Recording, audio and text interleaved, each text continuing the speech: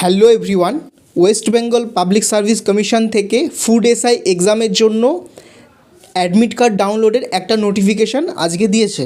তো তোমরা স্ক্রিনে দেখতে পাচ্ছ যে ফুড এসআই এক্সাম 16 এবং 17 তারিখে হবে। এই 2 দিন এক্সাম হবে এবং প্রত্যেকটা দিনে কিন্তু 3টে করে শিফট থাকবে।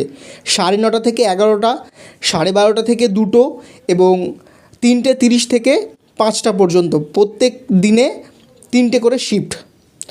আর এই এক্সামের মানে 16 এবং 17 তারিখে ফুড এসআই এক্সামের অ্যাডমিট কার্ড ডাউনলোড করা যাবে 2 মার্চ 2024 থেকে। তো 2 মার্চ 2024 থেকে ফুড এসআইয়ের অ্যাডমিট কার্ড ডাউনলোড করে নিতে পারবে। আর অ্যাডমিট কার্ড ডাউনলোডের জন্য নতুন যে ওয়েবসাইটটা কমিশন জানিয়েছে psc.w.gov.in,